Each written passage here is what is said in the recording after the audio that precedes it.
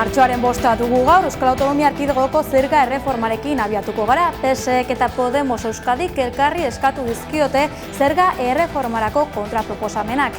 Egoera aztertu eta negoziazioak bideratzeko helburuarekin bihar bilduko dira Donostian, Arabako, Bizkaiko eta Gipuzkoako Ogasun diputatuak Itziar Gonzalo de Zuazo, Itxaso Berrojalbiz eta Itziar Agirre urrenez urren.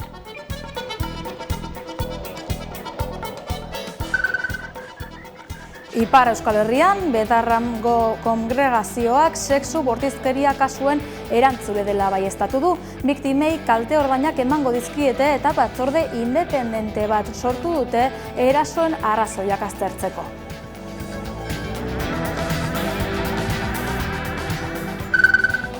Nafarroako gobernuak uko egin dio seinaleak elebitan ipintzeari.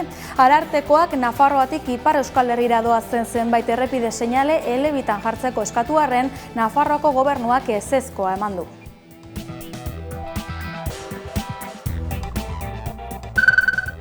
Erreleboa dugu Euskal Herriko Unibertsitatean, Idoia Otagi izango da Euskal Herriko Unibertsitateko udako ikastaroen zuzendari akademikoa. 6 urteren ostean Euskal Herriko Unibertsitatearen udako ikastaroen zuzendaritza utzi du Itziar Alkortak eta Idoia Otagik hartu du.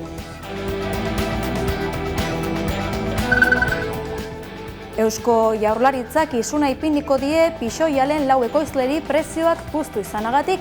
Eusko Jaurlaritzak auzitara joko du 7 enpresa horietatik 4 aurka eta zehaztu du 202 milioi euroko kalte ordaina eskatuko diela.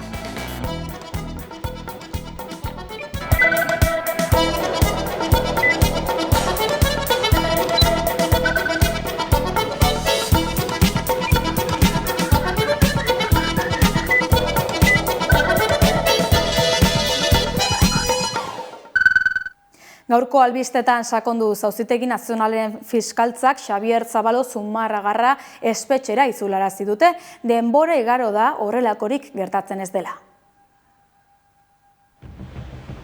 Espainiako Auzitegi Nazionaleko fiskaltzak helegita jarri dio Xabier Zabalo euskal presoari emandako 3. graduari, eta Sabaiako espetxera itzuli behar izan du 2. graduan.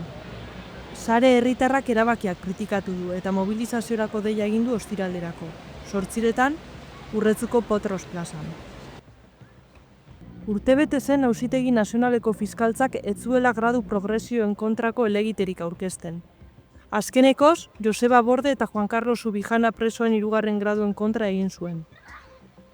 Zabalo 2002an atzilotu zuen Frantziako poliziak eta 2006ko urtarrilean Espainiaratu zuten. Zumarragako preso 30 urteko espetxe zigorra betetzen ari da eta urrian beteko ditu 3 laurdenak. Legeak ez du inolaz ere azaltzen presoak zigorra osotasunean 2. graduan bete behar duenik. Are gehiago, bergizarteratzean sinisten duen sistema bada Espainiako espetxe sistema, zigorraren azken urteak erregimen irekian betetzeko baliabideak eskaini beharko lituzke. Baliabide horiek dira hain zuzen, Xabiri Audientzia Nazionaleko fiskaltzak ukatu dizkionak. Horregatik, sarek datorren ospitalean, martxoaren 7 arratsaldeko 8 Urretzuko Potros plazan antolatu den mobilizazioan parte hartzea deitzen dizuegu gizarte guztiari. Gradu errepresionik ez, Xabi Zabalo etxera. Eta gaur egun ohikoa da emakumeak herri kiroletan ikustea, baina horrela izan alda beti, Arabako Harria taldeko hari jasotzaileekin elkartu gara. Gaur egun ohikoa da emakumeak herri kiroletan ikustea, baina horrela izan da beti, esaterako lehen harri jasotzean bakarrik gizonezkoak ateratzen ziren plazetara lehiatzera. Zorionez, egun emakume eta gizonek plazak partekatzen dituzte. Are gehiago, azken urteetan, emakumezkoen harri jasotzean berpizkundea eman da, hala ere, badaude oraindik gauza asko aldatzeke.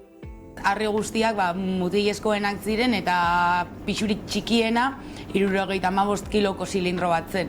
Ez geneukan ez kubori, ez bola, bakarrik 75ko zilindro bat, eta horrekin frogatu, horrekin hasi eta gero ja hasi ginen beste harri batzuk sartzen. Lagundu zuena gu hemen jarraitzera eta egotera, izan zen, Ibonek gure entrenatzaileari sudurpuntan jarri zitzaiola, entrenatu nahi zituela harri jasotzaileak ez, eta orduan bere gaitik, nahiko bertsona etorri ginen ez, egon direla Araban emakumezkoak harri jasotzen, baino talde honetan ez. Egia da hasieran oso ondo ireki zizkigutela primeran ateak, hori hala izan da, baina orain ja nabaritzen da hola txapelketa errespetu hori dagoela, ez? Hasiera batean agian etortzen ginen entrenatzea eta bueno, ea zer moduz moldatzen diren da jolas bezala hartzen ziguten, baina orain ja txapelketetan sartuta gaudela eta marka onak egiten ari garela, ez horlako errespetu bat ja usaintzen da harritokian. Bai, eski, klaro, hasi ginean harria jasotzen genituen, baina orain harri jasotzailea gara. Nik uste dut aldatu dela, baina oraindik hasiak ere egiten ari garela, bidea egiten. Polita izaten ari da bide hori irikitzea ez, baina momentuz nik uste antzinako gizonak, ez da mutilezkoen taldeak oraindikan daukatela paternalismo pitin bat, eta ikustea emakumeak ja kirolari moduan, eta txapelketak gogorrak egiten, eta orduan ikuste hori. Orain hasi behar garela, pixuak igotzen, bide hori ireki dugu. Falta dena oraindik dela, adibidez, erabakiak hartzeko momentuan, emakumeen ahotsa entzutea. Hor iruditzen zait, oraindik bidea geraltzen dela. Gustatuko leitzaidak ez, etorkizunean ikustea adibidez, emakumeak entrenatzen, emakumeak harria jartzen, egia da, plazara ateratzerakoan orain ja emakumeak gaudela, baina beste gauza batzuetan oraindik ere falta dela. Erabakiak hartzeko edo gure ahotsak entzuteko, oraindik ere kanpotik hartzen direla erabakiak. Emakumezkoen txapelketak gizonezkoak prestatzen dituzte. Eta haien erabakiak dira, haiek esaten dute ze pixukin, zenbat denbora, ez? Eta gero badago beste alde bat, hitz egin genuen emakumezkoen artean sartzeko harri handien txapelketa, ze mutilezkoetan harri handiak eta harri txikiak existitzen dira, bi txapelketa ezberdinak dira.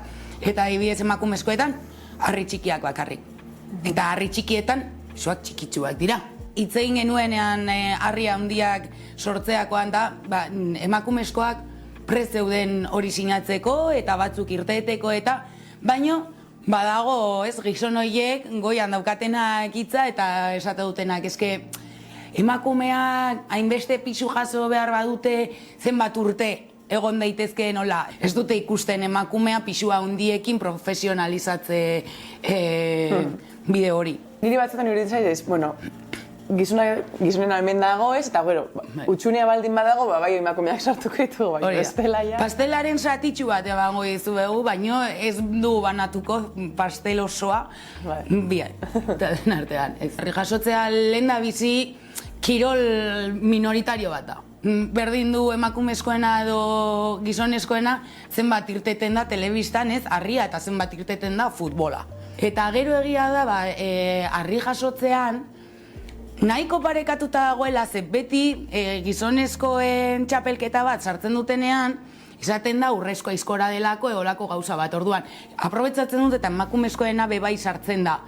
Futbolean ez dauka zer ikusirik. Futbolean adibidez ikusten duzu mutilezkoena eta badago berez programa berezia ordainduta ikuste dituzula kadeteak, niri ez zaidala asko inporta, nire auzokidearen umea, eta adibidez emakumezkoak bakarrik irteten dira, profesionalak direnak edo Espainiako selekzioa eta gutxi gehiago. Azkenean, batez ere edabide edo mass media horretan, beti jokatzen dela klikbaitarekin, eta baiatzen dute titular bat, argazki bat, eta horrekin zu klikatze, orduan.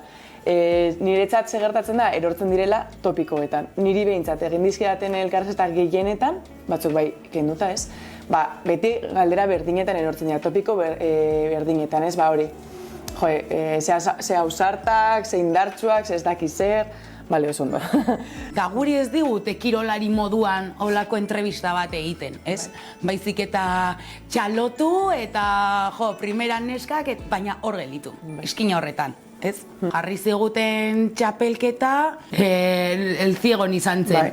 Ondo dago, ez? Baina nor joaten da ikustera, balaukatu.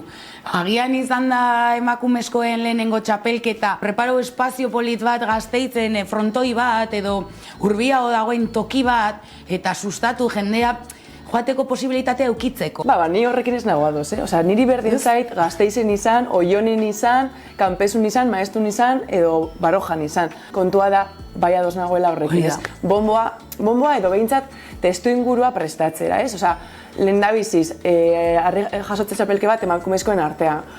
Ez dakit, mugitu pixka bat, ez?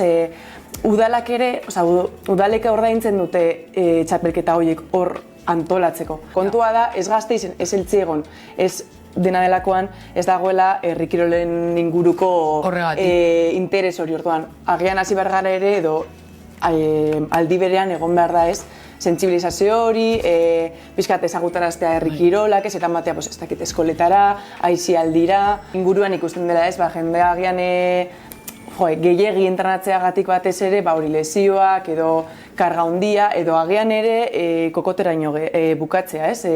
Espero dena da txapelketetara aurkezten jarraitzea, txapelak lortzea, noski, baina alde batetik ere disfrutatzen jarraitzea. Nik ez badut disfrutatzen egiten dudanatik, nekez lortuko dut zer. Nire plana da ikastea eta teknika asko hobetzea, eta hemendik urte batera edo pare bat urtetara txapeletan pentsatzea.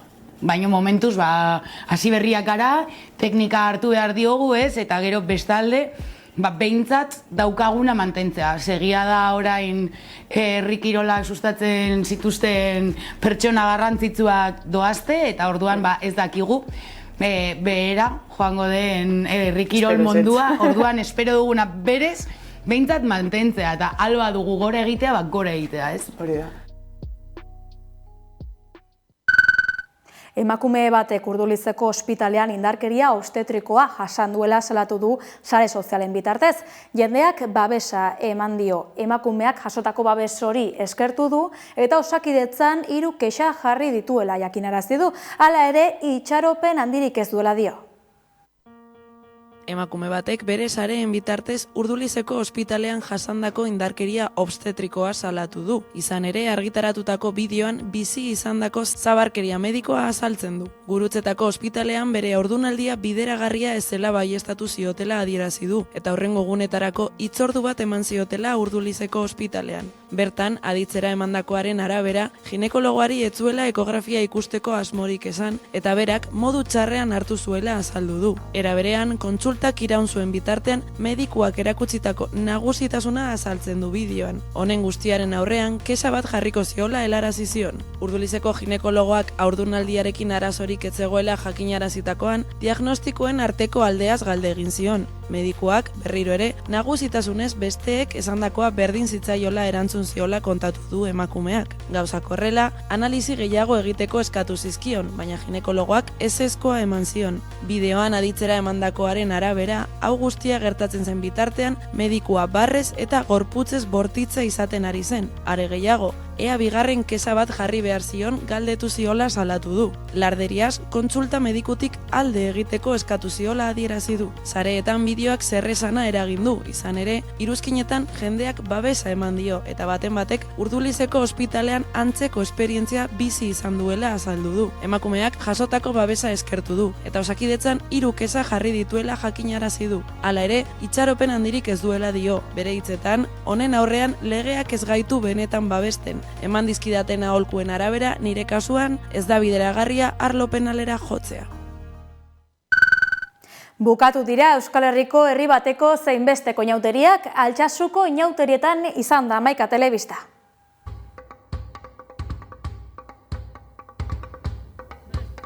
Badakizu zergatik horren famatuak diren Altsasuko inauteriak? Jakina da momotxorroak oso famatuak direla, baina badakizu zeintzuk diren maskaritak? Maskaritak eta bestelako pertsonaiak ezagutzeko Altsasura gerturatu gara ea herritarrek zer kontatzen diguten.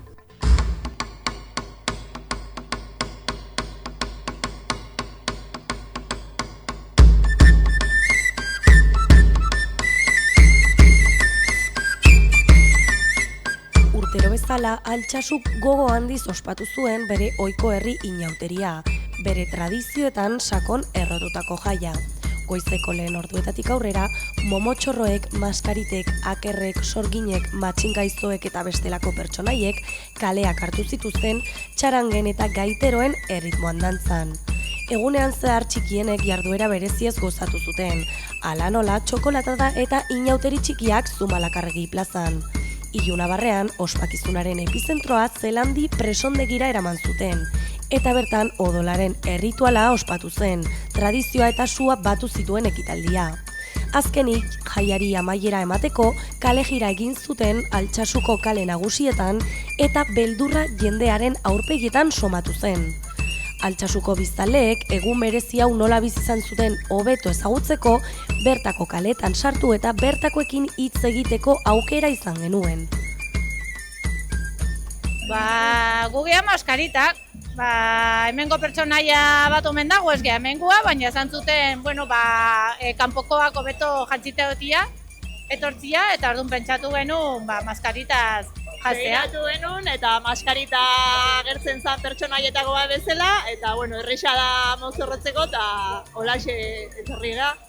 Sortu zuen Altsaxuko Gazta Asanbladak, 1998 garren urtean, eta pixkat hori ikusten igual gaztetxetik, ondo legokela pertsona gaitzea Altsaxuko inauteriei, eta berak sortu zuen puskabiltza, dela goizean janaria eske joatea herritik, gero ere goizean betetzeko eta herriari emateko indarra, gero horre egiteko inauteriei. Eta horregatik ere, lotzen zaio duela green irautzaile moduko bat, hartzen dituelako indarrak horre egiteko guztiak. Pues ez errez.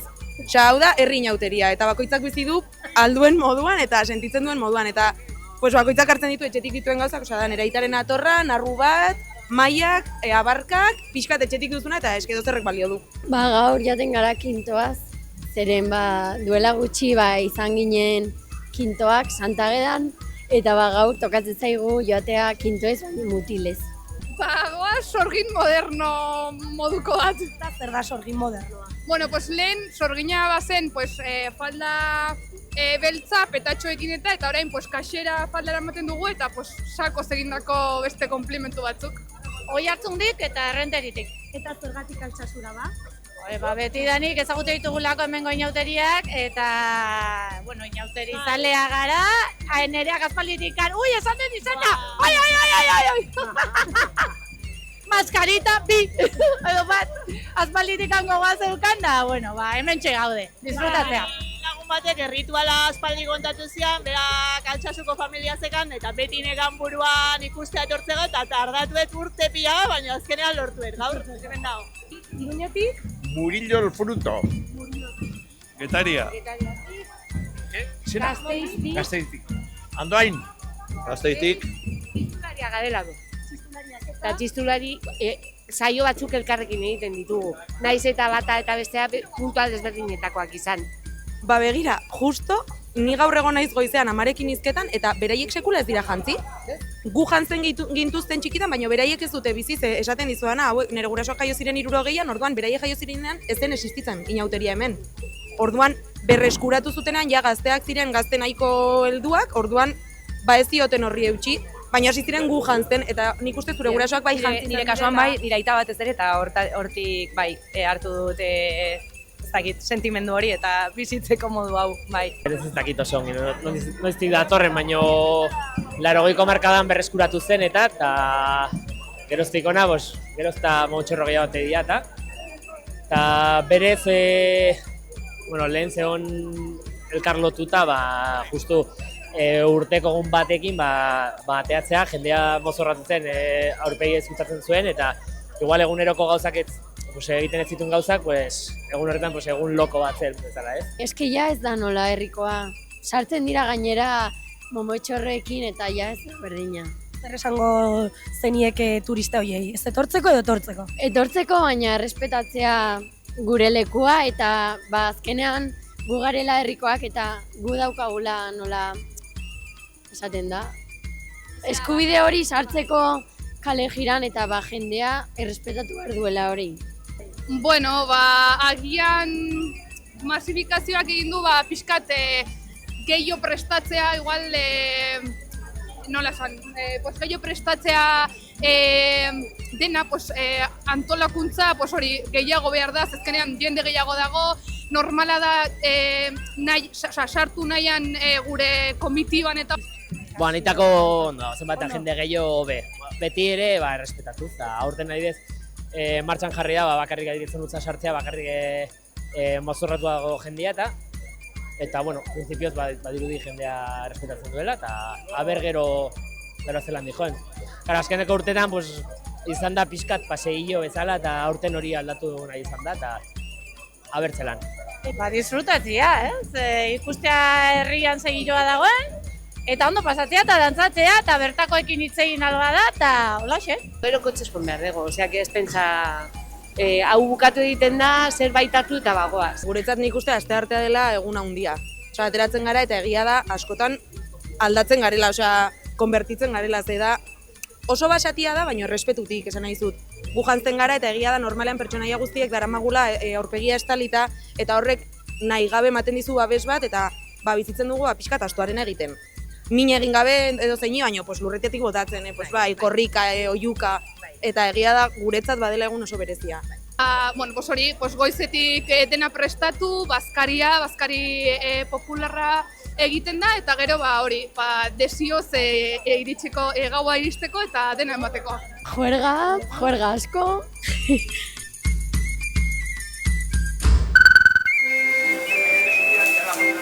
Lantzen Mielotzin, Altsasun Momorrotzoak, Lesakan Fraindarrak eta Bilbon Sardinaren erreketa. Modu desberdinean eman diete bukaera inauteri astearte honetan Euskal Herriko hainbat txokotan. Urtero legez irudi ederrak utzi dituzte eta alaitasuna, koloreak eta mozorroak ez dira falta izan. Lantzen kalejiran ibili dira herritik ziripot eta txatzuak, baita Mielotzin eta Saldiko ere. Herrian jasotako gaiztakeria guztien erruduntzat jota, iluntzan erredute Mielotzin.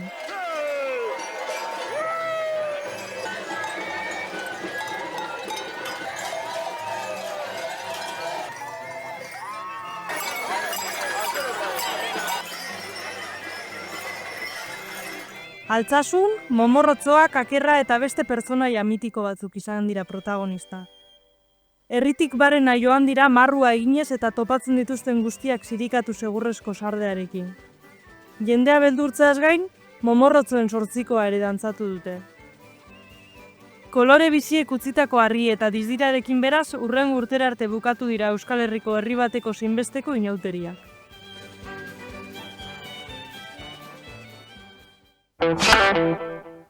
Erabakien bertigoa izena duen dokumentala aurkeztu du BBK Banku Fundazioak. Duela 10 urte bihurtu zen aurrezki kutxa zena Banku Fundazio. Gaur egun erreferentziazko agente sozial, finantziario eta ekonomikoa direla adierazi du Xabier Sagredo BBKko presidenteak.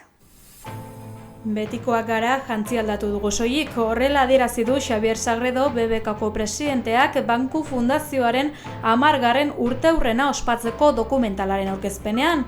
Erabakien bertigoa izena duen filmean, Bizkaiko gizartean eragindako garapenean eta kohesioan eginiko ibilbidea islatu nahi izan dute, eta Araba, Bizkai eta Gipuzkoako enpresa sareko erakunde eta entitateetako 20 bozeramailetik gora hartu dute parte.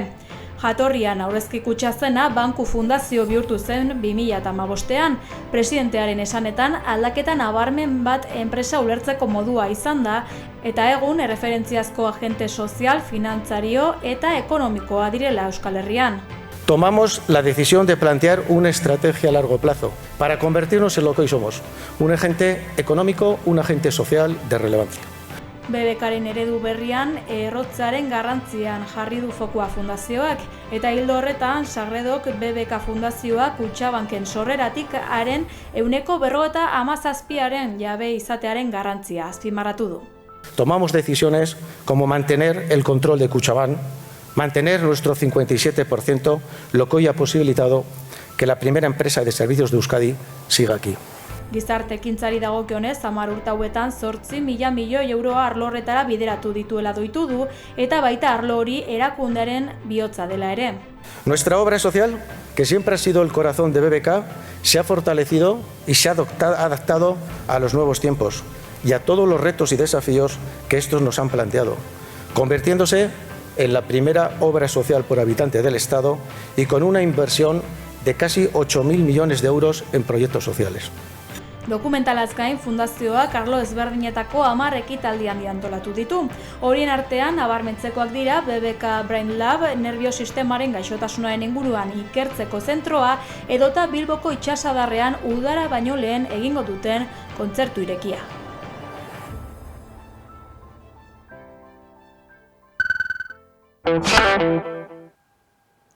Gure aldetik besterik ez, Mikosis eta Erein taldeen azken bi kantekin agurtuko gara. Agur!